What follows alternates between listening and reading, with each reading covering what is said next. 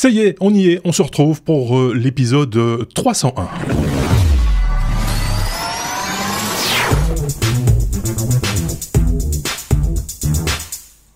Le code 301 est indiqué pour signaler une redirection permanente. En ce qui nous concerne, on aime bien autant vous garder avec nous le plus longtemps possible. Cette semaine, on retrouve Xavier et Sébastien. Salut les gars, vous allez bien ? Bonjour, j'attends avec impatience le 404. Si, oui, bien sûr. Alors, comme chaque semaine, vous le savez, ce sont les chroniqueurs qui élaborent ce programme. C'est donc leur revue de presse technologique. Durant l'heure à venir, on parlera, entre autres, d'une importante fuite de données chez le nouveau réseau social Clubhouse, de la fin d'un produit phare de chez Logitech, d'Android 12 qui se dévoile, ou encore du retour du langage COBOL. Quoi qu'il arrive, il restera des choses à dire et ce sera dans le bonus, un bonus à venir. N'hésitez pas à partager, à commenter cet épisode. N'oubliez pas de vous abonner si ce n'est pas encore le cas, et bonne écoute à vous, et merci de vous accueillir une fois de plus. Vous allez bien tous les deux, vous avez l'air d'être en forme. C'était une semaine de vacances pour certains, une semaine plus calme, on a pu se reposer un petit peu. Semaine de vacances à la maison, sans rien faire, pas de musée, pas de théâtre, pas de restaurant, donc voilà. C'est la même chose, mais on travaille pas. Ben voilà, c'est ça, exactement. Xavier, lui, de son côté aussi. Et chez moi, les enfants sont en vacances. Moi, je suis pas en vacances, mais comme la plupart de mes clients le sont, forcément, c'est plus calme et donc on peut avancer sur d'autres choses et sans trop de stress. Donc, voilà. Effectivement. On salue nos auditeurs, ceux qui nous ont laissé des commentaires cette semaine. Alors, vous le savez, depuis l'épisode 300, on ne cite pas toute la liste parce que le bottin, à un moment donné, ça va bien. On en prend 5 et on salue Natacha, Mario Romalo, Pipers Albert ou Albert Pipers, je ne sais pas, Sébastien Boireau ainsi que Pierre Laure. Merci à vous d'avoir laissé des commentaires. Merci à tous les autres également. Et n'oubliez pas de vous abonner à cette chaîne ou à ce podcast. N'hésitez pas aussi à mettre des pouces vers le haut ou des étoiles. C'est selon les plateformes sur lesquelles vous nous écoutez. Je pense qu'on peut y aller. On peut embrayer avec la première lettre de notre abécédaire. C'est comme crowdfunding, Xavier, on parle d'un gros succès pour un jeu, et pas n'importe quel jeu, un jeu d'échecs, parce que ça revient un peu à la mode, j'ai presque envie de dire. Mais, écoute, ça revient fort à la mode depuis notamment la série Queen's Gambit. Il paraît que tous les magasins de jeux d'échecs sont à court de stock, les magasins de jeux également. Les plateformes en ligne, Chess, Lichess, etc. sont pleines à craquer. Et donc, effectivement, il y a un nouvel engouement pour ce jeu ce jeu d'échecs, et il y a une société qui a fait un petit projet qui visait 25 000 euros sur une plateforme qui est la plateforme Kickstarter, qui permet de financer les projets par les futurs clients. Et ils ont créé un jeu d'échecs électronique qui va en fait apprendre aux joueurs le jeu d'échecs, quel que soit son niveau. Donc le système va afficher tous les coups possibles, par exemple pour apprendre à jouer. Il va indiquer dans un code de couleurs différent qui va différer selon la qualité du coup. Et le joueur va pouvoir choisir le niveau d'assistance de l'intelligence artificielle, puisque l'intelligence artificielle qui est utilisée, c'est Stockfish, qui est quand même une intelligence artificielle bien connue dans ce milieu-là. Et l'échiquier a également d'autres petites fonctionnalités. Par exemple, il va pouvoir capter quand l'utilisateur touche ou lâche les pièces. Il est équipé de la technologie Bluetooth 5 qui va permettre de se connecter à une application sur smartphone qui, elle, va analyser vos coups, va pouvoir vous donner votre ranking Elo, votre classement Elo, donc qui est le classement qui permet de définir son niveau par rapport aux autres joueurs en fonction de la discipline à laquelle on joue, puisque on va catégoriser les parties d'échecs en différents niveaux selon la vitesse à laquelle on joue la partie. L'application va également pouvoir servir justement d'horloge pour les parties. On va pouvoir jouer contre l'échiquier, on va pouvoir jouer à deux, ou bien on va pouvoir jouer en ligne, puisque le système est compatible justement avec la plateforme leadchess.org, qui est cette plateforme concurrente à chess.com, qui est la version totalement gratuite pour les joueurs qui veulent jouer en ligne, qui est d'ailleurs bien foutue. Moi, je connaissais pas Lichess, je jouais sur chess.com à l'époque. Je suis passé sur Lichess il y a pas longtemps et honnêtement, je trouve que c'est vraiment bien foutu. Alors le Chess Up, qui est le nom du produit, va également pouvoir vous permettre de rejouer des parties de grands maîtres. Et ce petit objet sera disponible normalement, s'il n'y a pas de retard, puisqu'on est sur une plateforme de crowdfunding, à partir de cet automne pour un montant de $249, alors que le prix annoncé dans le commerce serait de $489, ce que je trouve un peu cher personnellement, même s'il y a de la technologie derrière. Bon, ils avaient un objectif de 25 000 euros, ils ont largement dépassé le million d'euros à 6 jours de la fin de la campagne, et dès le premier jour, ils étaient financés. Donc voilà, il y a un réel engouement pour ceci, et ça permet finalement d'avoir des cours avec toute l'intelligence qu'on peut retrouver en ligne sur un échiquier bien physique, et où on peut toucher. C'est quand même plus agréable de jouer avec un beau jeu. Enfin, je vais pas aller jusqu'à dire que c'est un beau jeu d'échecs, ça reste un objet électronique, ça a moins de charme qu'un jeu en bois ou autre, mais voilà, c'est un bon moyen, je pense, d'améliorer ses compétences dans ce jeu qui est passionnant. Au-delà oui, c'est aussi un jeu éducatif quelque part. C'est pour apprendre à se servir, à jouer aux échecs, ce qui est quand même pas mal aussi. Moi, je pense qu'il y a deux choses importantes dans la vie: savoir nager et savoir jouer aux échecs. Mais voilà, c'est pour donner un exemple. Je veux dire, c'est clair que nager peut te sauver la vie, alors que faire un rock, ça ne peut pas te sauver la vie. Mais la gymnastique de l'esprit, cet exercice permanent, ça, par contre, je trouve que c'est quand même utile dans la vie de tous les jours. Ça permet de rester un peu en éveil. La question, c'est toujours de savoir pourquoi. C'est vrai, Xavier, on ne fabrique pas des jeux, certes électroniques, mais qui ont de la gueule. Or, un jeu d'échecs, il n'y a rien de plus beau qu'un beau jeu d'échecs. Non, ça existe. J'ai déjà vu des jeux électroniques en bois qui sont vraiment très jolis, mais ici, c'est un jeu qui est vraiment lié à une intelligence artificielle. Donc, c'est toute la force du jeu, c'est d'avoir ce lien avec l'application qui est sur votre smartphone. Mais je suis convaincu que un jour ou l'autre, vu le succès, ils vont sortir une version qui sera beaucoup plus jolie. Oui, un truc un peu noble, quoi, parce que c'est un bel objet, un jeu d'échecs de manière générale. Il n'y a pas de raison que... Oui, c'est ça. Il n'y a pas de raison qu'un jeu électronique soit pour autant un truc en plastique tout moche. Voilà. Sébastien, un avis, une opinion sur ce sujet ou pas ? Ouais, deux petites choses. D'abord, un commentaire de Sombre Papa dans le Twitch, puisque vous pouvez nous regarder en direct. C'est vrai. Ce sera à 20h également, qui dit que ça serait bien d'avoir un jeu qui explique aussi pourquoi un coup est meilleur qu'un autre. Et Marc, tu parlais d'apprentissage, et c'est vrai que pas simplement dire, voilà, c'était le coup, mais où va-t-on ? Pourquoi ? Enfin, quelle est la logique qui amène à l'autre ? Et c'est vrai qu'il y a peut-être un marché à prendre là. Et l'autre était moins lié aux échecs. C'était simplement pour rejoindre ce que Xavier avait dit au début sur la série de Queen Gambit de Netflix. Je me suis régalé en regardant cette série. Si vous ne l'avez pas encore fait, si vous avez accès à Netflix, allez jeter un coup d'œil sur The Queen Gambit. Okay, c'est une série d'ailleurs qui est pas réservée aux initiés. Non, c'est ça. Il ne faut pas savoir jouer aux échecs pour apprécier la série. Oui, c'est ça. Parce que même de manière générale, ça reste, même quand les gens, moi j'ai déjà remarqué ça, des gens qui ne savent pas nécessairement bien jouer aux échecs ou pas du tout jouer aux échecs peuvent être captivés par une partie, par le rythme de la partie, voilà. Il n'y a pas de raison sinon. Mais c'est bien quand même de savoir jouer aux échecs, je trouve. On passe à la suite. H comme Harmonie, avec ce titre un peu loufoque au départ, parce que voilà, quand j'ai préparé le podcast, j'ai dit mais où va-t-il avec son truc quand il y a une dissonance dans l'harmonie, c'est joli en même temps, Sébastien, mais ça ne dit pas tout, clairement. J'aime bien les titres un peu énigmatiques. Ouais, j'avais bien compris, mais je me suis défoulé aujourd'hui dans mes titres. Logitech, fabricant suisse de renom, ça serait bien d'avoir l'avis de Thierry d'ailleurs, Thierry, notre chroniqueur suisse que je salue s'il nous écoute ou s'il nous regarde en direct ou après, a plein de produits. Historiquement, il faisait des souris, des scanners à main. Je crois que dans ton décor derrière, il y a un scanner à main. Effectivement. Logitech, ça n'a pas échappé à mon regard acéré l'autre jour. Non, il faut te pencher de l'autre côté, on voit le truc blanc là derrière. J'en ai eu un aussi, c'est comme ça que je le reconnais. Bref, Harmony a ce produit qui est pas mal, qui s'appelle Harmony. Logitech a ce produit qui s'appelle Harmony, qui est une télécommande universelle. Et ils l'ont décliné à plein de choses différentes. Il y en a des physiques, des grandes, des petites. Il y en a des virtuelles via des applications également. Et la promesse d'Harmony, c'est une télécommande pour remplacer toutes les télécommandes que vous avez.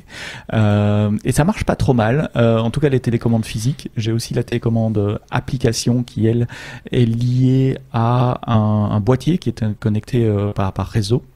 Et donc, il peut contrôler tous les autres appareils qui par le réseau, mais aussi un petit relais infrarouge pour aller mettre devant sa télé pour envoyer des codes infrarouges, etc.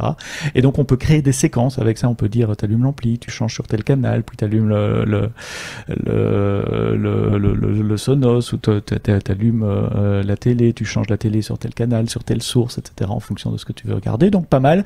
L'application mobile, c'est probablement la plus mauvaise application mobile que j'ai jamais vue de ma vie. Le user interface, c'est super compliqué à utiliser, c'est lent, c'est pas réactif. Bref, pourquoi je parle d'Harmony? Ah ben voilà, Xavier en a une. Voilà. Alors moi j'ai pas l'objet justement, j'ai juste l'application. Merci Xavier de montrer Harmony pour ceux qui regardent sur Twitch ou sur YouTube. Logitech a annoncé la fin d'Harmony. Donc ils ont annoncé qu'ils allaient arrêter de concevoir, de produire, de fabriquer des télécommandes, mais qu'ils garderaient encore à jour la base de données, puisque derrière Harmony, il y a une énorme base de données de tous les appareils que ces télécommandes sont capables de piloter. Et donc, à peu près quel que soit le modèle de TV, d'ampli qu'on rentre, en général, c'est reconnu par Logitech, ce qui était une des forces du produit, selon moi. Une autre force du produit qui va disparaître, c'est que ce hub Harmony est également pilotable par Google et par Alexa. Et donc, c'était un moyen de substitution. S'il n'y avait pas de skill, je ne sais pas comment on dit dans le monde de Google, mais enfin, l'application vocal fait par le vendeur de télé, d'ampli, etc. Un des moyens détournés de pouvoir piloter son appareil à la voix, c'était de passer par la skill Harmony, en tout cas dans les pays où elle était disponible. Donc voilà, c'est un peu dommage que l'aventure se termine. Je comprends la complexité de gérer tout, les amplis, les télé, avec le rythme où ça change. Mais je me dis que nous sommes au 21e siècle, que j'ai toujours 4 télécommandes sur ma table de salon. La télé, l'ampli, la box du fournisseur et la box annexe, que ce soit une Apple TV, une Fire TV ou ce genre de choses. Et que voilà, si quelqu'un qui nous écoute peut avoir une idée, il y a peut-être une idée pour un prochain Kickstarter, une prochaine start-up, et essayer de résoudre ce problème-là. Xavier, tu avais un truc à dire. Mais je pense qu'il y a déjà des pistes. Alors, ce serait bien que... Ce qui serait chouette, c'est que Logitech passe ça peut-être dans le libre, hein, donc qui partagent en fait leur base de données, parce que sur les tablettes, donc il y a des tablettes qui sont équipées d'un capteur, d'un émetteur plutôt infrarouge, et même RF parfois. Alors, je ne sais pas s'il existe déjà des tablettes RF également, mais si on a le capteur infrarouge et également l'émetteur RF, en fait, on a déjà tout ce qui compose la télécommande Harmony, à part les boutons physiques, mais qu'on peut facilement remplacer avec l'écran. Et donc, ce serait très facile, en fait, de faire ça, puisque je pense qu'il y a même des applications déjà de télécommande universelle sur smartphone aussi. Effectivement. Et je me demande s'il n'existe pas un bitonio, comme on a l'habitude de dire chez nous, qui fait Bluetooth d'un côté pour l'interconnexion avec sa tablette, son ordinateur, son smartphone, et de l'autre côté de l'infrarouge, du RF, pour commander qui convertit un signal Bluetooth en et donc à ce moment-là, il faut être... Mais alors, du coup, je peux comprendre qu'ils abandonnent ce produit, parce que ça doit quand même demander de la veille permanente et des contacts permanents avec les fabricants, etc., pour tenir tout ça à jour. C'est les utilisateurs qui le faisaient. C'était les utilisateurs qui le faisaient, qui partageaient en fait leur... Si ton produit n'était pas encore reconnu, tu pouvais encoder donc les signaux et dire voilà, maintenant quand j'appuie sur play, tu enregistres, et il recopiait en fait le signal de ta télécommande. Et alors, ce qui était aussi très intéressant, parce que c'est pas juste une télécommande qui se contente de recopier les boutons existants, tu pouvais créer des scénarios, et c'est-à-dire par exemple quand tu dis ben voilà, moi j'allume maintenant je veux regarder la TV, ça c'est un scénario, et qu'est-ce que la télécommande allait faire? Elle allait allumer la TV, elle allait mettre la TV sur le canal, sur la bonne entrée, la source HDMI, elle allait mettre l'ampli l'ampli, puisque tu dis, moi, quand je regarde la télé, j'écoute le son via mon ampli sur le bon canal et je veux brancher tel appareil. Donc, c'était vraiment bien pensé et c'était bien plus qu'une télécommande qui était d'ailleurs WAF, comme on dit, qui est le Women Acceptance Factor. Oui, c'est vraiment un objet technologique qui est accepté par tout le monde et qui est super. Petite information, en Suisse, apparemment, on dit aussi bitonio quand il s'agit de... C'est ce qu'on nous dit par ailleurs sur Twitch, effectivement. Juste une petite anecdote, c'est l'opérateur Proximus en Belgique, qui c'est un peu comme Free en France, et voilà, c'est un opérateur télécom qui diffuse aussi de la télévision, Orange pour en citer 3, comme ça c'est fait. Et donc, ils ont une nouvelle box de nouvelle génération, qui est en fait une Android TV un peu brandée, et les gens qui commencent à avoir cette box à disposition sont réveillés de temps en temps la nuit. Pourquoi ? Parce qu'ils font des mises à jour de leur box la nuit et que, en faisant la mise à jour, via le câble HDMI, il y a une commande qui passe et qui allume la télévision. Et donc, ils ont dû inhiber cette commande spécifique parce que de temps en temps, 1h du matin, puf, votre télévision qui se met en route toute seule et un fantôme dans la maison. Non, c'est juste une mise à jour de la box. Juste pour l'anecdote. Fin de l'anecdote, fermons la parenthèse. Est-ce qu'on a un truc à rajouter par rapport à cette télécommande universelle qui disparaît ? RIP Harmony. RIP Harmony. Ouais. Seb, est-ce que je vois IBM, une vieille marque d'antan. Donc je me doute que c'est pour Sébastien ce sujet. IBM ça va, qui jeune, ça va encore, oui. Qui amène le COBOL, mais pas n'importe où, sur Linux. Donc c'est marrant. Ouais, c'est marrant et il y a une raison pour ça. Donc la news, effectivement, c'est que IBM lance un compilateur COBOL pour Linux. Alors, COBOL IBM, c'est quoi ? COBOL, c'est un vieux langage de programmation qui date des années 50, qui a été fait par un consortium, dans une approche très administrative, comme ça pouvait se faire dans les années 50, là où il y avait un réel besoin pour créer un langage de programmation relativement simple, que des humains pouvaient lire, disons, parce qu'avant ça, c'était un peu cryptique, les langages de programmation. C'est un langage de programmation qui est extrêmement bien fait pour traiter des fichiers ligne par ligne. Vous savez, je reçois un grand fichier avec toutes les transactions qui ont été faites sur un point de distributeur de billets ou dans une banque ou le solde de la paye, et je dois lire les lignes une et faire des calculs, des sommes, les rapporter dans un autre fichier, etc. Pour ça fait ça très bien. D'après une étude que j'ai trouvée en préparant le podcast de ce soir, il y aurait, je recherche mes notes, il faut scroller. Il y aurait des millions. Voilà, j'y suis. 220 milliards de lignes de code encore en activité en COBOL aujourd'hui. En gros, à chaque fois que vous faites une opération bancaire, à chaque fois que vous interagissez avec une assurance, avec une agence de voyage pour les systèmes de réservation de tickets, avec des agences gouvernementales, payer vos impôts par exemple, payer des taxes, c'est à peu près certain qu'il y ait du COBOL qui soit impliqué quelque part. Alors, pourquoi c'est important de bouger du COBOL sur Linux ? Parce que si on demande aujourd'hui à un informaticien de quoi sont faits les nuages, il va vous répondre de serveurs Linux essentiellement. Le cloud tourne sur Linux, et si on veut migrer des applications vers le cloud, réécrire, c'est pas toujours une option. Il est plus simple de recompiler, c'est-à-dire de retransformer le langage du programme en un exécutable binaire, et les programmes COBOL qui étaient historiquement, qui fonctionnaient sur des grosses machines IBM, ce qu'on appelle les mainframes, avec un système d'exploitation qui s'appelle ZOS, ou même sur des systèmes Unix avec l'Unix d'IBM qui s'appelle AX. Ces systèmes-là, on les trouve pas dans le cloud, et donc pour migrer des applications, pour moderniser des applications, c'est important que les outils de développement soient adaptés aux environnements modernes, dont le cloud et dont Linux fait partie. Et donc je trouvais ça intéressant, évidemment parce que j'ai un intérêt pour le cloud et pour les outils de développement et de programmation. Si vous faites pas de développement, c'est pas nécessairement la news de l'année. IBM n'est pas les premiers. Il y a une boîte qui s'appelle Microfocus qui a fait sa richesse sur justement cette possibilité de pouvoir adapter des applications Linux en dehors des mainframes, et notamment des applications COBOL en dehors des mainframes sur Linux.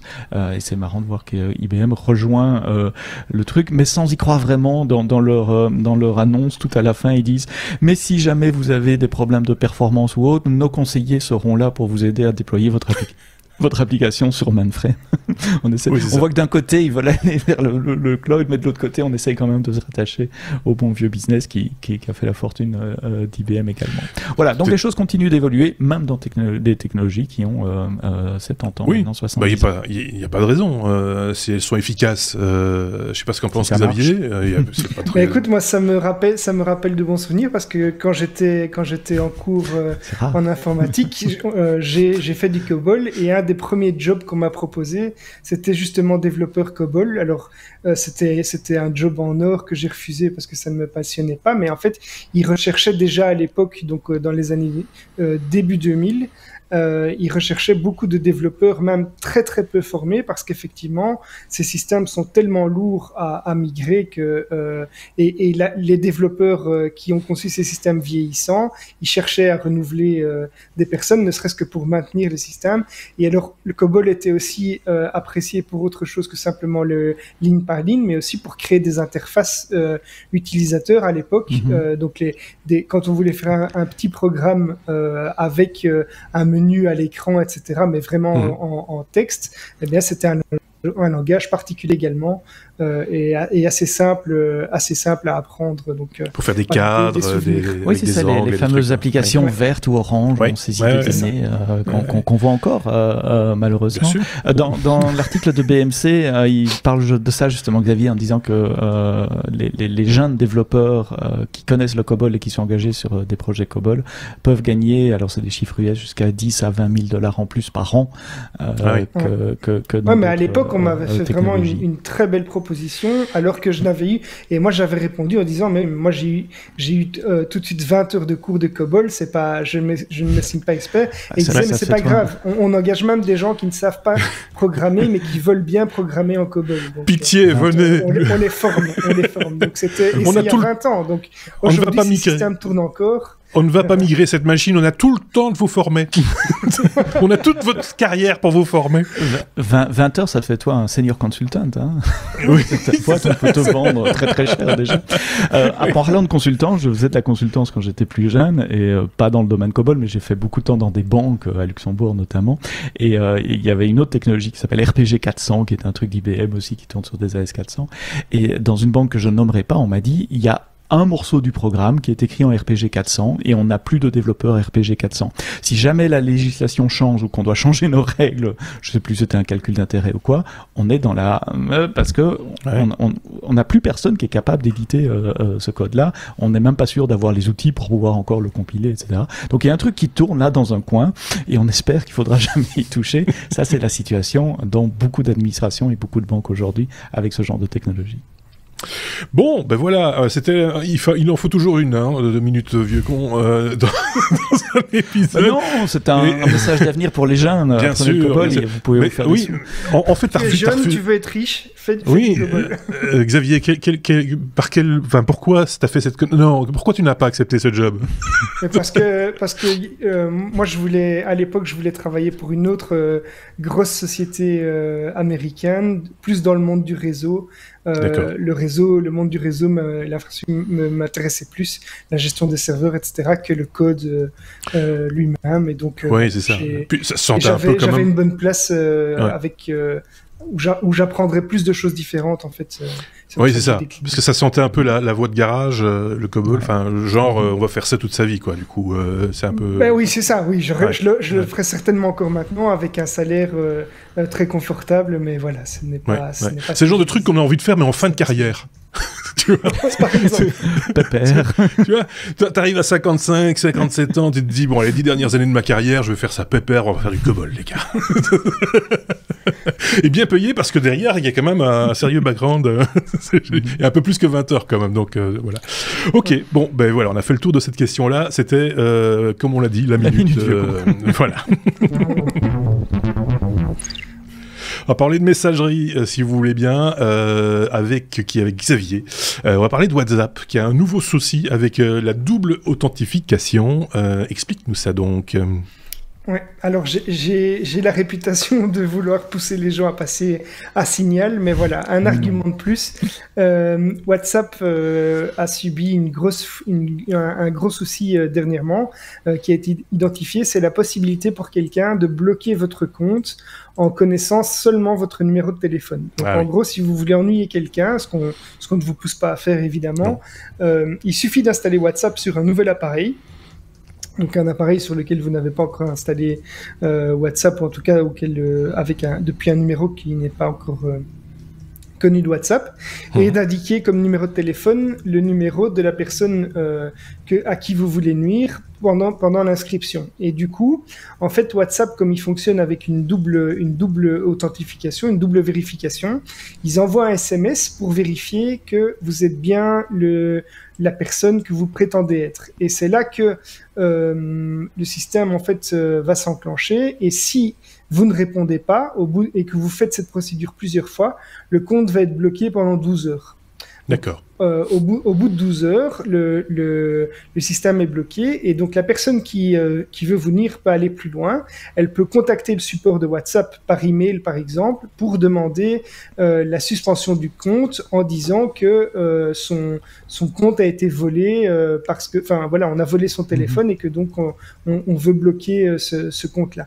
Alors le fait qu'il y ait déjà eu des tentatives à plusieurs reprises qui auraient été initiées, la suspicion va être renforcée par les équipes qui vont pas chercher plus loin et qui vont bloquer complètement le compte sans autre vérification, puisqu'il n'y a pas d'autre méthode d'accès au compte et de vérification d'identité que le numéro du téléphone. Et donc ici, c'est quelque chose qui peut être gênant pour la personne. On parle pas réellement d'un piratage puisque on va pas accéder aux informations, on va pas fournir un accès route sur le téléphone ou quoi que ce soit, mais c'est vraiment pour nuire à une personne et pour l'ennuyer, pour bloquer son compte, c'est quand même fortement gênant.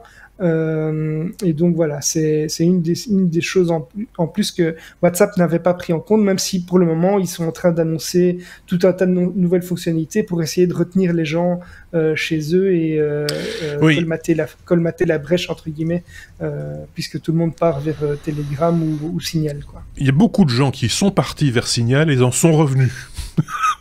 Parce que personne ne les a suivis. Et donc, les gars, venez avec moi, on va sur Signal. Et puis tu te retrouves là... le vent qui passe, machin, etc. Ouais, les gars, vous êtes où? Ça résonne dans tous les coins, et personne n'a suivi. Ça m'est arrivé, hein, personnellement, je me suis retrouvé tout seul sur Signal avec Xavier, et Mark Zuckerberg. Il paraît que Mark Zuckerberg utilise Signal. Pareil, hein, j'ai vu ça dans les news cette semaine. Mais voilà, la problématique, c'est ça, il faut adhérer à un moment donné à un système, et je pense que, malheureusement, hein, WhatsApp est tellement intégré dans les habitudes déjà des gens, que ça va être très difficile de leur faire changer. Il n'y a rien de pire, hein, d'essayer de faire changer les gens. Il y a une explication aussi, c'est qu'ils ont retardé la date, finalement, vu le tollé que ça a fait. Oui. Ils ont retardé la date qui vous force à accepter les nouvelles conditions générales. Et donc, le jour où cette date-là va être atteinte, je pense qu'il y aura de nouveau une on va en reparler. Fuite. Et donc, on verra. Mais, est-ce que c'est pas fin avril? Enfin, je pense que c'est début mai. J'ai en tête début mai. Oui, fin avril, début mai. Genre le 18 mai ou quelque chose comme ça. Je n'ai plus l'info sous les yeux, mais... Donc voilà, oui, ça va sans doute relancer la polémique, et peut-être que là, il va de nouveau y avoir un mouvement de foule, mais moi, je cours plus devant. Hein. Moi, je n'utilise quasiment plus que ça. J'ai annoncé à plusieurs contacts, il y en a plein qui m'ont suivi, et voilà, je pense que... Oui. Mais même si vous ne l'utilisez pas, installez-le au moins pour que des gens qui veulent vous contacter puissent vous contacter par ce biais-là. Oui, mais alors... Même si vous décidez de ne pas l'utiliser, le fait de l'installer permet aux gens de vous contacter par ce biais-là. Et c'est pas du tout dérangeant. Je pense d'ailleurs que c'est la bonne méthode d'avoir les deux conjointement, parce qu'ils ne se gênent pas, hein, il n'y a pas de souci. Avoir les deux conjointement, et quand quelqu'un te parle via WhatsApp, tu lui réponds via Signal. Juste de manière un peu comme ça. Je te réponds, mais sur Signal. Voilà, comme ça c'est clair. Voilà, n'hésitez pas en commentaire à nous nous dire si vous avez, vous, migré de WhatsApp à Signal ou à Telegram. Voilà, n'hésitez pas, de toute façon, de manière générale, à commenter nos épisodes. N'hésitez pas aussi à visiter les sites qu'on vous propose, puisque c'est une revue de presse, et donc forcément, il y a des sites derrière, et donc on vous met, comme chaque fois, tous les liens en description de ce podcast ou de cette vidéo. Vous pourrez comme ça vous faire votre propre idée, et n'hésitez pas à, vous aussi, à porter votre pierre à l'édifice en donnant vos informations si vous en avez trouvé par ailleurs, et si on a dit une bêtise, ce qui est toujours possible, n'hésitez pas à nous rectifier également. Il va falloir rappeler ce que c'est cette bête-là, la NHS, Sébastien, parce que moi-même j'ai eu un peu de mal, parce qu'on l'appelle pas comme ça normalement, mais bref, Google et Apple qui bloquent cette fameuse NHS. Il faut mettre les choses dans le contexte. Donc la NHS, c'est le National Health System, c'est la sécurité sociale anglaise, du Royaume-Uni pour être plus précis, puisque le Royaume-Uni comprend non seulement l'Angleterre, mais également l'Écosse, le Pays de Galles et l'Irlande du Nord. Fin de la parenthèse géographique. Donc la NHS, c'est la sécurité sociale anglaise. Comme beaucoup de pays, ils ont choisi d'utiliser l'API de Google et l'API d'Apple pour traquer les cas contacts Covid avec les fameuses applications anti-Covid. Je crois qu'il y a que la France qui finalement n'utilise pas cette API-là. Dans les grands pays en tout cas. Ceci dit, les Français n'utilisent pas l'application non plus, donc un partout. Ça va un peu mieux. J'ai regardé des stats l'autre jour, il doit y avoir une bonne dizaine de millions de gens. C'est toujours trop peu. Qu'au démarrage, mais c'est trop peu. Toujours est-il que donc la NHS l'utilise et la NHS a essayé de soumettre une mise à jour à cette application qui introduisait un changement qui faisait que l'application pouvait tracer l'endroit où nous étions. Or, la condition pour pouvoir utiliser cette application, c'est qu'elle ne partage pas de données personnelles, ni de données de géolocalisation. Je l'avais expliqué dans un autre épisode. Et indépendamment, apparemment sans se parler, à la fois Google et Apple ont dit... Cet update-là, ça viole les terms and conditions d'utilisation de notre API, donc on bloque la mise à jour, comme on le fait avec n'importe quel développeur lambda, quand il ne respecte pas les règles sur lesquelles il faut jouer avec l'Apple Store ou le Play Store. Et donc, le gouvernement anglais, la NHS, a dû faire marche arrière et soumettre un nouvel update qui, lui, a été accepté sans aucun souci. Alors, avant de me poser 2-3 questions philosophiques sur ce truc-là, je voudrais quand même rappeler techniquement comment ça marchait avant et quel est l'update qu'ils proposaient pour vous montrer les points de détail sur lesquels Apple et Google jouent. L'application anti-Covid anglaise permet de scanner un QR code quand on rentre dans un bar ou un restaurant, etc., puisque là-bas c'est réouvert, ou même dans un magasin. Et chaque fois qu'on scanne un QR code, l'application envoie un identifiant unique pour chaque transaction dans une base de données centralisée pour dire, voilà, je suis le téléphone 123 et j'étais à ce QR code-là, donc dans le commerce 456. Si le même téléphone scanne un autre QR code, c'est un autre identifiant de téléphone. Donc il n'y a pas moyen, en regardant la base de données centralisée, de tracer toutes les activités d'un seul téléphone et donc de savoir où moi, Sébastien, je me suis rendu. Le changement que la NHS souhaitait faire, c'était dire si je suis déclaré positif, l'application va me demander, avec mon consentement, si je suis d'accord d'envoyer à cette base de données centralisée la liste de tous les endroits où j'ai fait un checking de QR code avant. Et comme ça se fait dans une transaction, ça permettrait éventuellement des personnes malveillantes qui ont accès à cette base de données de tracer que pour le téléphone XYZ, le mien, j'ai fait un check-in à tel endroit, tel endroit, tel endroit, tel endroit. Donc même si le téléphone n'utilise pas de fonction de géolocalisation de GPS, le simple fait de savoir que j'ai scanné les QR codes à plusieurs endroits permet de tracer une personne, et c'est ça qui est contre les conditions d'utilisation d'API à la fois de Google et d'Apple, et c'est ça qu'ils ont bloqué, et que l'application, enfin que la NHS a décidé de faire marche arrière. Alors pourquoi ça pose question ? Pourquoi ça pose question? Merci, je devrais t'écrire des relances qu'on fait. Oui, c'est ça. Les séquences radio. Sinon, moi, je fais mon tunnel. Hein. C'est bon, vas-y. Alors, je vois dans vos yeux que vous vous posez, mais pourquoi c'est un problème? Non, en fait, à la fois, pourquoi c'est un problème? Eh bien, Marc, tu fais bien de poser la question. Twitch le demande, hein.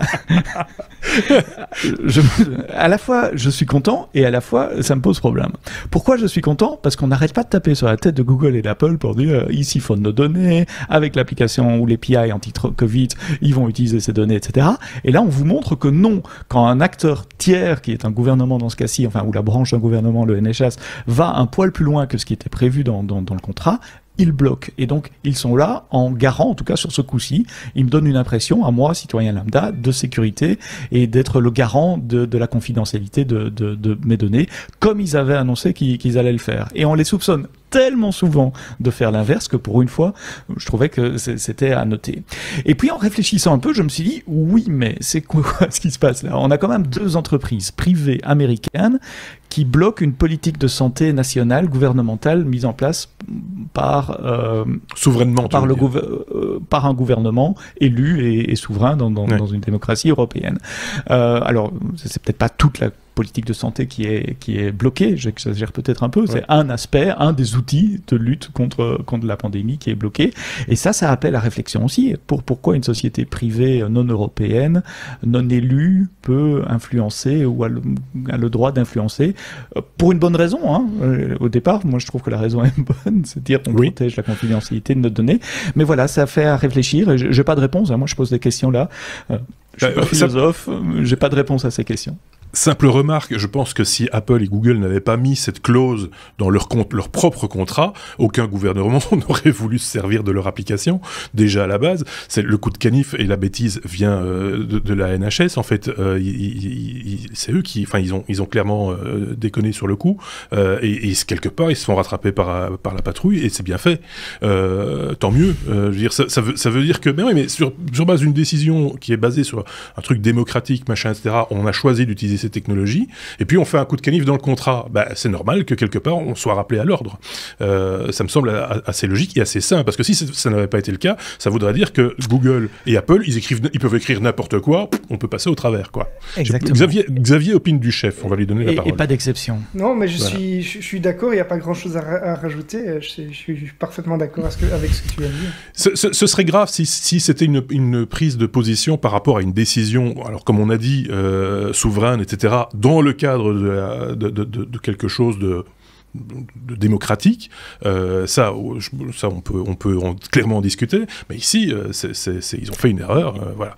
Et puis je suis désolé, moi t'as vu la gueule de leur QR code aux Britanniques. Non mais ceux qui ont l'image peuvent se rendre compte qu'ils vous font des QR codes, mais alambiqués, c'est juste impossible, quoi. Tu scannes ce machin. Niveau de vérification. Oui, c'est ça. Il y a 10. Alors tu scannes ce machin-là, t'as ton téléphone, déjà la batterie chauffe. C'est parce que il se passe un truc et tu brûles. Photo à 20 000 et tu brûles l'écran aussi en même temps par la même occasion. Non, enfin voilà, c'était juste une petite parenthèse rigolote par rapport à leur QR code que je trouve quand même très touffu. C'est jamais joli un QR code non plus. Non, c'est vrai, mais là ça pique aux yeux quand même. C'est vraiment fort moche. Enfin voilà, je sais pas ce que vous qui écoutez un King, je vais le refaire. Je ne sais pas ce que vous qui nous écoutez en pensez, mais n'hésitez pas à vous faire savoir et à porter votre voix. On s'en fera l'écho si nécessaire éventuellement à l'occasion. Mais là, voilà. Alors, quelqu'un nous posait la question de savoir comment fonctionnait l'application belge. Écoute, il faut écrire une lettre et l'envoyer par fax. Il faut un fax.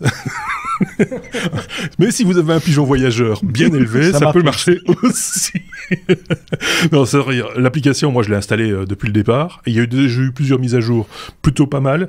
Un peu gourmand en batterie, c'est la principale remarque. Mais je pense que c'est même pas l'application elle-même, c'est vraiment le système d'Apple en fait, qui est un peu gourmand en énergie. Je rappelle que ça utilise le Bluetooth, hein, donc forcément votre Bluetooth doit être activé et donc ça consomme. Low energy. Oui, mais ça consomme quand même, quoi qu'on en dise. Quand ta batterie est déjà un petit peu, voilà, qu'elle suffoque déjà, ça va pas l'aider non plus, clairement. Et par contre, elle est assez gourmande. Et je sais pas si tu as vu les fichiers. Je pense que c'est un fichier journal qu'elle stocke depuis le début de la pandémie, ou en tout cas depuis le début de l'application. Je pense que je suis à plusieurs gigas de fichiers. Donc là, ça écrit, mais ça reste local, hein, c'est dans la machine. Ça écrit quand même beaucoup de données. Donc ça, c'est quand même assez étonnant. étonnant. Mais pour le reste, je pense qu'elle est assez efficace pour peu qu'on s'en serve, et je pense qu'il n'y a pas énormément de gens, malheureusement, qui s'en servent. Je pense que c'était une très très bonne idée, mais il fallait que 60% de la population 60%, ouais. L'utilise, voilà. Et donc je pense qu'on allait malheureusement loin. Malgré tout, ça reste aussi une application d'information sur le Covid. Je pense que l'application française le fait aussi. Ça, par ailleurs, vous donne des informations sur les chiffres, les statistiques, etc. Quand vous avez vraiment envie de vous marrer, vous prenez l'application, vous regardez les chiffres. Hein. Il y a il y a un autre point qui est utile, c'est quand on fait un test. Oui. Le test PCR, quand on fait un test PCR, on peut avoir les résultats, etc. via l'application ou être notifié. Donc, oui, et scanner le fameux code. Il a aussi une histoire de QR code, mais là c'est pour quand vous passez le test pour avoir le résultat, etc. Non, enfin, elle est bien pensée, hein, l'application. Je pense qu'il n'y a pas de souci de ce côté-là. C'est un problème d'adhérence de la part de la population. On peut passer à la suite peut-être, non ou pas? Oh non, je te laisse faire. Finalement, c'est vrai, c'est toi qui anime. Non, je regardais juste les commentaires sur Twitch et quelqu'un qui disait l'application fait également les attestations en France. Et rien que pour ça, c'est bien pratique, puisque quand il faut une attestation, c'est clic. Le problème, c'est qu'avec l'application, tout à chaque fois. Avec l'application française, on va nulle part, juste en France, alors qu'avec l'application belge, on peut aller en Suisse, en Italie, en Suisse. Mais comme les voyages non essentiels sont interdits, ça sert à rien. Donc voilà. Donc on a une application qui peut aller partout, mais avec laquelle on ne va nulle part. Donc c'est comme ça. Bon, allez, passons à la suite. La lettre S comme sécurité, alors que j'ai perdu ma conduite. Ah non, elle est là, sécurité Xavier. Une importante fuite de données chez nos amis de Clubhouse. Et là, je sais que Sébastien va avoir des choses à dire aussi. J'ai vu réagir cette semaine. Donc, Xavier, explique-nous de quoi il s'agit, comment ça s'est passé, le contexte. Donc, Clubhouse, hein, pour rappel, c'est ce nouveau réseau social, sur lequel tout le monde peut se retrouver pour discuter. Alors, je ne l'ai pas encore testé moi-même parce que voilà, j'ai assez de réseaux sociaux, je trouve. Et surtout, il y a beaucoup de réseaux sociaux existants qui sont en train d'intégrer les mêmes fonctionnalités. Donc, j'ai des doutes sur la viabilité à long terme de ce réseau social, mais ça, c'est un autre débat. Mais donc, on a pensé il y a quelques jours, pour être exact, le 10 avril, qu'il y avait eu une attaque suite à une fuite de données de environ 1,3 million d'utilisateurs du réseau, mais le réseau social a en fait très vite répondu comme quoi il ne s'agissait pas d'une attaque, mais que c'était simplement alors ils l'ont pas appelé comme ça, mais c'est en somme c'est un manque de sécurisation de leur API ou de leur application, puisqu'en fait ils ont annoncé que les développeurs n'avaient tout simplement pas protégé ou chiffré les données qui étaient accessibles sur les profils publics ou via l'API, c'est-à-dire cette interface qui permet à des développeurs de se connecter au contenu des informations, des données, de les remettre en forme et de les intégrer éventuellement à d'autres outils. Et donc voilà, ces données ont fuité sans que ce soit lié à une faille ou à un piratage en quelque sorte. Mais c'est quand même fâcheux puisque cette application, elle doit être encore analysée par la CNIL. Elle fait déjà parler d'elle pour des questions de sécurité à l'heure de la GDPR, etc. Et il y a une enquête qui est menée déjà par la CNIL suite à des plaintes qui ont été déposées puisqu'il y a une fuite de données personnelles, ce qui est normalement interdit via ou en tout cas qui doit être directement annoncé et corrigé. Suite à la GDPR. Ça, l'autre Sébastien pourrait aussi très bien nous en parler. Il est très au courant de GDPR, mais voilà. Mais ceci étant dit, c'est pas tout le monde. Hein. C'est bien de le préciser. C'est uniquement pour l'instant les utilisateurs d'iPhone, puisque ce n'est que sous iOS que l'application fonctionne. Il y a moyen de la porter. Manifestement, certains se sont amusés et ont trouvé le moyen de faire une APK qui permette d'utiliser l'application sur Android, mais c'est pas légion, quoi. C'est vraiment anecdotique. Donc voilà. s'agissant de l'application, moi j'en ai déjà parlé, on a déjà parlé ici avec Thierry dans des épisodes précédents, je l'ai un peu testé, effectivement, j'attends moins avec impatience Twitter Space, qui sera la version vocale de Twitter, qui fonctionnera un peu sous le même modèle que Clubhouse. Il y a également une version signée Facebook qui devait venir. Alors, vu comment les gens se respectent bien sur Facebook, je pense que ça risque d'être très très drôle, les conversations sur une application vocale de cet acabit-là, parce que ce qu'il faut reconnaître, bon, même s'il y a des fuites et machin, etc., sur Clubhouse, les gens sont charmants. On se tutoie, certes. Comment faut me tutoyer? Non, les gens sont charmants, il y a une certaine convivialité, c'est assez bon enfant, assez sympathique, de manière générale, mais c'est très ciblé, ce sont des professions très particulières qui l'utilisent essentiellement, beaucoup dans le marketing digital, etc. Mais pas que, aussi dans le milieu artistique. Tu voulais dire un truc, Sébastien, parce que c'est pas vraiment une fuite, tu vois? C'est pas une fuite, on a laissé le robinet ouvert. Oui, c'est ça. C'est juste ça. C'est assez incroyable, en fait, cette histoire, parce que la personne qui a réussi à siphonner tous ces comptes, d'abord n'a pas siphonné d'infos extrêmement confidentielles. On parle du nom d'utilisateur, du prénom, du nom. Je crois qu'il y avait une adresse email, même pas sûr. Mais il y a certainement pas de numéro de carte de crédit ou de mot de passe ou des choses comme ça. Et cette information est disponible, comme Xavier l'a dit, par l'API. Il suffit d'écrire une application et d'utiliser l'API public de Clubhouse. Et donc, le fait qu'il ne verrouille pas un peu cette API, même si on a le droit de l'utiliser, donc il fallait faire un appel authentifié, il fallait avoir un compte Clubhouse pour pouvoir faire ça. Mais pouvoir faire 1,3 million d'appels d'un coup et récupérer 1,3 million de données, c'est pas normal. C'est suspect quand même, oui, c'est ça. On met du throttling, tiens, s'il y a autant d'appels qui viennent du même endroit pendant X secondes ou quoi, on ralentit, et puis à un moment on dit oh là, stop.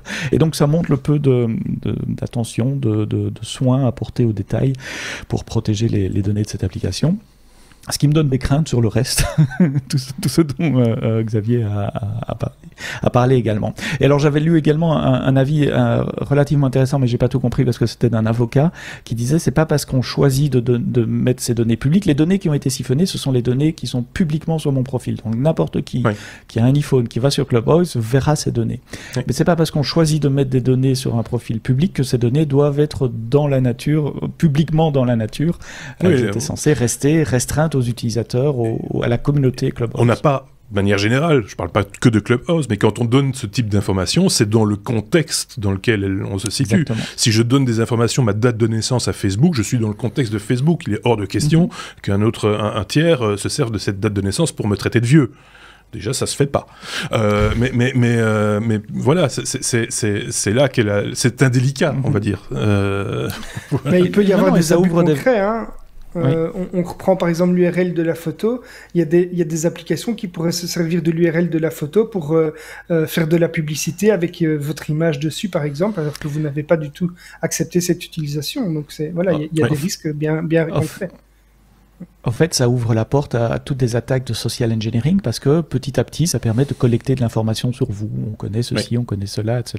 Et donc, on peut se faire passer pour vous, plus ou moins fort, comme appeler un proche pour dire tiens, j'appelle de la part de Xavier et Léa. Enfin, voilà, du social engineering. Et toute information qu'on divulgue sur moi permet à des gens qui voudraient me cibler de se constituer une image numérique de moi, un profil numérique qui pourrait utiliser contre moi à un moment ou l'autre. Oui, là on parle simplement d'échanges, ça pourrait être des échanges via un chat ou via des mails, etc., où tu donnerais suffisamment d'éléments pour être la bonne personne, entre guillemets, mais je rajoute une petite louche maintenant de deepfake là derrière, et l'affaire est dans le sac. C'est la porte ouverte à toutes les dérives, effectivement. Donc à tenir effectivement à l'œil. Maintenant, Clubhouse, c'est aussi un petit peu pour l'instant le réseau social en vue. Il est de bon ton aussi d'aller taper sur les petits qui montent, ceux qui viennent grappiller des parts de marché aux autres. Il faut faire attention, il faut être vigilant, je dis pas le contraire, mais je pense qu'il y a d'autres applications, je pense à toutes ces applications de morphing, de deepfake à la mormoile, que beaucoup de gens téléchargent sur leur téléphone et utilisent sans vergogne, ne se rendent pas compte qu'ils envoient tous leurs contacts à un tiers qu'ils ne connaissent pas et vous ne savent pas ce que ce tiers va en faire. Et qu'on vienne pas me dire oui mais moi j'ai rien à me reprocher, j'ai rien à cacher. Voilà, c'est pas un argument, c'est plus un un argument aujourd'hui. Voilà, question de sécurité, ça c'est un sujet qui revient régulièrement chez les technos. Si vous nous écoutez pour la première fois, à mon avis, vous dites oh là là, ils sont très à cran et très très branchés là-dessus. Oui, parce que c'est nos données, c'est notre vie, c'est notre voilà, et il n'y a pas de raison de se laisser faire, j'ai envie de dire. On a tout dit pour l'instant, en tout cas, sur cette question-là. Oui, je pense. Hein, oui. TUI. Il faut rappeler aussi ce que c'est TUI. T comme TUI. Bon, d'accord. Quand les Miss pèsent 1 tonne 20. 1 tonne 200. Une tonne 2. Oui, c'est ça. 1200 kilos. Quoi. Fermez les yeux 2 minutes. Nous sommes au mois de juillet 2020. Vous vous souvenez, c'était ce bref petit moment dans le temps où nous pouvions voyager, prendre l'avion et partir en vacances. Polluer comme des gorilles. Les passagers à destination de Palma de Majorque sont attendus à la porte 13. Ouvrez les yeux. Non, vous n'êtes pas dans un aéroport, mais vous pourriez y être. 3 vols en juillet passé au départ du Royaume-Uni, direction de vacances, dont Palma de Majorque, des vols de TUI. TUI qui est une agence de voyage, plutôt comment on dit, les trucs qui font que des vacances là. Tour opérateur. Oui, un tour opérateur. J'avais un charter, oui, enfin voilà, une agence de voyage et une ligne aérienne pour des destinations de vacances. Ont eu un petit bug informatique. Qui fait que plusieurs avions sont partis pas avec la bonne information sur le poids de la charge de l'avion. C'est important pour le pilote de connaître le poids, donc le nombre de passagers, ce sont des hommes, des femmes, des enfants, la quantité de fret, de bagages, etc. Parce que ça définit plusieurs choses. Ça définit notamment la quantité de fuel qu'il faut emporter avec pour la distance. Toujours utile. Ça définit également la puissance qu'il faut mettre dans les moteurs pour le décollage et tenir les courbes de montée. Alors je suis pas pilote, donc s'il y a des pilotes qui m'écoutent, rectifiez-moi, mais donc je dis certainement pas le bon vocabulaire, c'est ça que je veux dire, mais l'angle de montée, la puissance des moteurs dépend de la charge. Même chose à l'atterrissage, le poids de l'avion, la vitesse de descente n'est pas la même en fonction de la longueur de piste pour s'arrêter, etc. Enfin tout. Etc. Ouais. Enfin oui, là on change rarement les longueurs de piste en fonction du poids de l'avion, mais non, mais je veux dire, il sait qu'il a compris ce que vous voulez dire. Le freinage. À un moment donné, il peut être un peu surpris de ne pas s'arrêter là où il a l'habitude de s'arrêter. Tu vois ce que je veux dire? Exactement. J'ai dépassé l'aéroport. Comment ça se fait? Comment c'est fait? Prendre la sortie suivante sur la piste. Marcel, t'es sur l'autoroute.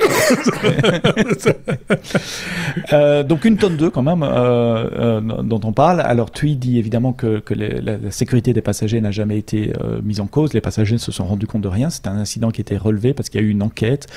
Qu'est-ce qui s'est passé? Pourquoi? Qu'est-ce qui s'est passé? C'est la question que vous vous posez. Eh bien, je vais y répondre à cette question. Bug informatique. Le soft d'embarquement qui permet de dresser la liste des passagers n'a pas été développé au Royaume-Uni. Il a été développé dans un pays où la signification de Miss n'est pas la même qu'en Royaume-Uni. Au Royaume-Uni, Miss, c'est Madame. Ouais. Là où il a été développé, Miss, c'est une jeune fille, une demoiselle. Et donc, toutes les personnes qui se sont enregistrées sous le nom de Miss ont été comptées comme des enfants. Et donc, avec une moyenne de poids, j'ai appris à cette occasion que, en tout cas, cette compagnie-là considère un enfant, c'est autant de kilos, une dame, c'est autant de kilos, et un monsieur, c'est autant de kilos en moyenne.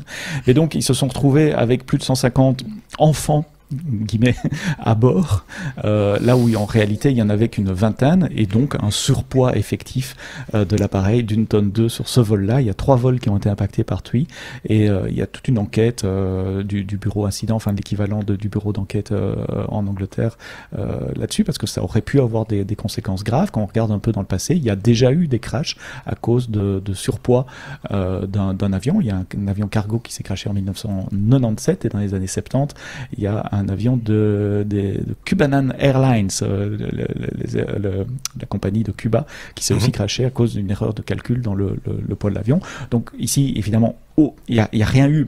Enfin, les passagers ne se sont rendus compte de rien. C'est juste que potentiellement ça aurait pu. Et donc il y a une enquête. Et je trouvais la source assez, le root cause, la cause principale, assez amusante. Juste cette différence entre Miss et Mrs. qui apparemment culturellement n'est pas la même d'un pays à l'autre. Ils n'ont pas dit dans quel pays ça a été développé, mais je soupçonne très fortement l'Inde. Oui, et puis du coup, ça n'a pas le même poids. Voilà, c'est ça aussi. C'est une question de normes aussi. Donc, c'est très très étonnant. Et moi, je trouve ça assez c'est passionnant. En même temps, il faut bien calculer le poids d'une manière ou d'une autre, et on va pas passer tout le monde sur le pèse-personne. Ça ne se fait pas. C'est pas discret. C'est pas voilà. Par contre, on pourrait mettre des pèse-personnes sous les sièges sous les sièges. Sous les sièges. Des avions. Bah ouais, parce que comme ça, on pourrait dire tiens, on tire un peu à gauche. Marcel, ouais, c'est parce qu'il y a machin qui sont à gauche et on va les mettre à droite alors. Est-ce que Seb et Xavier pourraient changer? Oui, c'est ça. Côté, s'il vous plaît. Est-ce que vous pouvez permuter, s'il vous plaît, parce que là, sinon on va rouler en crabe. On va voler en crabe si vous ne. Voilà. Ça va, j'ai vu que tu penchais plus du côté de Seb dans ce mais non, mais c'est vrai. Pourquoi ils font pas ça? Parce que voilà, au prix d'un avion, franchement, mettre des petits capteurs sous les sièges. Ça va pas non plus. Ouais, le prix, la maintenance, quand on lance des avions, c'est pour 20 ans dans le design. Enfin, je sais pas. Le kilo sera toujours le kilo dans 20 ans. Je veux dire, c'est peut-être un peu moins simple qu'il n'y paraît. Il y a Citronel qui dit sur Twitch qu'il doit y avoir des aspects culturels aussi. Le poids moyen d'un japonais n'est peut-être pas le même qu'un américain, américain. Et donc, les compagnies doivent certainement faire des ajustements en fonction de ces critères-là également. En effet. C'est tout ce que aux États-Unis, on quand même ils se goinfrent de sucre, de graisse, machin, etc. Que l'obésité ça fait partie de la population. C'est pas moche de le dire, c'est un fait.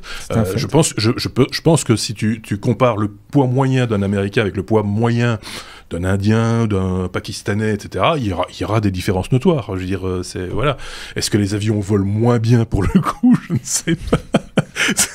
Ils s'arrêtent moins vite, en tout cas, ça c'est sûr. Je reviens là-dessus. Je sais pas si Xavier avait un truc à rajouter sur la question. Mais écoute, juste pour l'anecdote, quand j'ai vu passer le titre de la news, moi je m'imaginais, sans avoir lu la news, m'imaginais qu'il y avait un groupe de Miss, genre Miss Belgique, qui était monté en avion et qu'on avait menti sur le poids total qu'elle pesait. Voilà. Moi j'étais parti sur ce genre de truc sans avoir un truc un petit peu, voilà, un peu limite, tu vois, du genre, elle a menti sur son poids, elle avait menti sur son âge, et en plus elle a menti sur son poids. Oui, mais 1 tonne 2 quand même, oui, mais man. C'est un beau bestiau. Fameuse Miss. Et je vois que je suis pas le seul. Mais non, je me suis un peu lâché sur les titres aujourd'hui et me connaissant, vous doutiez bien que c'était quelque chose d'informatique. Oui, bah oui, c'est ça. Voilà. On peut passer à la lettre suivante, regardez. La lettre W comme oui mais non, je le dis pour ceux qui nous découvrent, le oui mais non c'est une information certes technologique, mais un petit peu qui sort un peu des sentiers battus. Ceci étant dit, il y en a d'autres qui auraient pu faire partie des oui mais non dans l'actualité de la semaine, mais voilà. Ici c'est un oui mais non signé Xavier, tu nous as trouvé cette information Xavier. C'est quand un singe utilise Neuralink, c'est un oui mais non, mais un oui mais non un peu sérieux quand même. Oui, si tout à fait. En fait, c'est une news que j'ai classée dans oui mais non parce qu'elle m'a vraiment épaté. Alors, je vous invite à aller voir la vidéo. Il y aura un lien qu'on va mettre, mais c'est vraiment une news qui m'a épaté.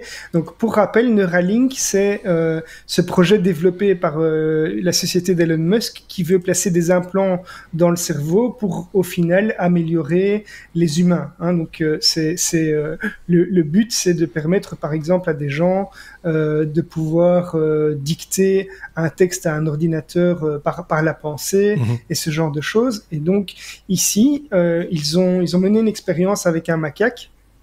Et c'est une expérience pour le moins originelle puisqu'ils ont démontré que le singe qui était équipé d'un dispositif Neuralink quelques semaines avant, ils l'ont entraîné en fait à jouer avec un ordinateur. Et donc dans la vidéo, qu'est-ce qu'on voit?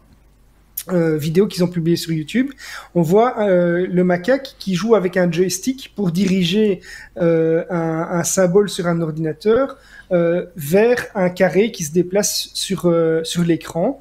Et quand le macaque atteint la cible entre guillemets, eh bien il reçoit une récompense. Donc il reçoit un petit truc à manger. Et donc il a appris à jouer avec ce joystick et à diriger un point sur l'écran vers un endroit très précis. Et on voit que il se débrouille vraiment très bien. Alors petit à petit, ils lui ont même appris à jouer à Pong. Donc ce jeu avec, pour ceux qui n'ont pas connu, hein, les plus jeunes, c'est ces 2 barres verticales et avec une balle qui se déplace d'un bout à l'autre de l'écran et qu'on doit renvoyer en faisant rebondir sur la barre qu'on dirige. Donc ils lui ont appris à jouer à Pong et les experts ont analysé en fait ce qui se passait, donc les mécanismes cérébraux du macaque qui permettent de déclencher telle ou telle action, c'est-à-dire monter, descendre, gauche, droite, etc. Ils ont analysé ça et ils ont ensuite montré une vidéo où on voit le macaque jouer à Pong, mais sans joystick, c'est-à-dire uniquement par la pensée. C'est complètement bluffant. On voit vraiment les résultats de l'analyse à l'écran. Pour ceux qui ont l'image, on voit tout ce qui est analysé sans vraiment pouvoir le comprendre nous-mêmes, hein, mais ce qui est analysé pour pouvoir décrypter déchiffrer de quelle manière les pensées sont traduites par des mouvements. Et en fait, ici, le singe dirige et joue à Pong, mais il joue, je vous assure qu'il joue mieux que certains enfants, ou que moi, peut-être même, jouerais à Pong. Donc, c'est hyper impressionnant. Musk a même tweeté par la suite que, en fait, une personne une personne paralysée pourrait peut-être bientôt utiliser un smartphone, par exemple, avec son esprit, plus rapidement que quelqu'un qui taperait avec ses pouces. Donc ça, c'est évidemment sans doute un tweet un peu pour faire le buzz, mais je pense que on est en bonne voie quand même. Et alors, ça m'a rappelé, pour la petite anecdote, ça m'a rappelé un épisode de l'émission Striptease. Je ne sais pas si vous vous rappelez de cette émission culte qui est passée sur la RTBF et aussi sur France 3. France 3, oui. En France. Et il y a un épisode qui s'appelle La soucoupe et le perroquet. Et on se moque éperdument d'un gars qui raconte d'une maman qui explique que son fils pilote une soucoupe volante qu'il a fabriquée dans son jardin par la pensée. Eh bien, finalement, il était peut-être très en avance, ce gars-là. Oui. Donc, il a disparu d'ailleurs, il paraît. On l'a plus retrouvé sans rire. Oui, c'est original. Elon Musk a quand même dit que la puce serait greffée sur un humain dans le courant de l'année 2022, si je ne dis pas de bêtises. J'ai vu passer une news dans la journée. Je ne sais pas si c'est une réalité, parce qu'on prête à Elon Musk beaucoup de propos qu'il ne tient pas toujours. Donc, faut se méfier, il faut prendre ça avec des pincettes. Quoi qu'il, c'est vrai que pour des gens, et c'est dans ce cadre-là qu'il faut le voir, hein, pas dans autre chose, je pense. Quelqu'un qui voilà, paraplégique ou autre, qui pourrait passer des commandes, non pas de pizza, qui passer des commandes à des ordinateurs de manière tout à fait autonome, gagner en autonomie grâce à ce principe, et pas juste pour jouer à Pong, ça, laissons ça aux gentils singes, mais voilà, ça c'est quand même une avancée extraordinaire, moi je trouve, ça peut faire peur, mais c'est une vraie avancée. Qu'en pense Sébastien? Je le vois, il veut jouer à Pong. Non, le futur ne manque décidément pas d'avenir. Oui, bien. C'était une citation de... je sais pas. Oui. C'est quelque chose que je dis souvent, mais je sais pas d'où ça vient. Enfin, voilà, vous le savez, hein, en général, le oui mais non, c'est ce qui conclut, un épisode. N'hésitez pas à vous abonner à nos réseaux sociaux si c'est pas encore le cas, comme ça vous êtes un petit peu informés de ce qui se passe en coulisses aussi, les futurs épisodes, les futurs bonus, parce qu'il va y avoir un bonus, évidemment, vous le savez, c'est la nouveauté depuis l'épisode 300. Pour certains d'entre vous, ce sera juste dans 3 minutes. Pour les autres, il faudra peut-être attendre un tout petit peu plus longtemps. Il y en a aussi qui vont d'abord regarder le bonus ou écouter le bonus, puis après regarder l'épisode 301. Vous faites exactement ce que vous voulez, c'est votre vie. Nous, on vous propose juste le contenu, après vous vous débrouillez avec si vous voulez bien. Merci à ceux qui nous ont suivis sur Twitch, ils vont sans doute encore rester 3 minutes plus 15 minutes, puisqu'un bonus ça dure 15 minutes. Merci à ceux qui ont laissé des commentaires sur cette vidéo. Si ce n'est pas encore le cas, n'hésitez pas à mettre aussi des pouces vers le haut de préférence, mettre des étoiles sur les applications de podcast traditionnelles, ou même des commentaires sur certaines d'entre elles, c'est encore possible, paraît-il. Merci à Sébastien, merci à Xavier, et on se dit donc du coup, forcément, à très très vite. Tu voulais rajouter un truc, Xavier, ou pas ? Si vous nous avez suivis jusqu'ici, marquez en commentaire sur YouTube pourquoi c'est un problème, en rapport avec la news de Seb. Donc pourquoi c'est un problème. Pourquoi c'est un problème. J'ai pas compris, mais c'est pas grave. Si même moi j'ai pas compris, alors là, franchement, bon, ok, dites-nous pourquoi. C'est toi qui corrigeras ou qui fera la modération des commentaires cette semaine. Il faut dire pourquoi c'est un problème. Pourquoi c'est un problème. Ouais. D'accord. Ah, d'accord, il faut dire ça. Voilà, pourquoi c'est un problème. Oui, c'est ça. Bon, on va y arriver. Merci à tous. À très bientôt, évidemment. Prenez soin de vous et prenez soin des autres aussi.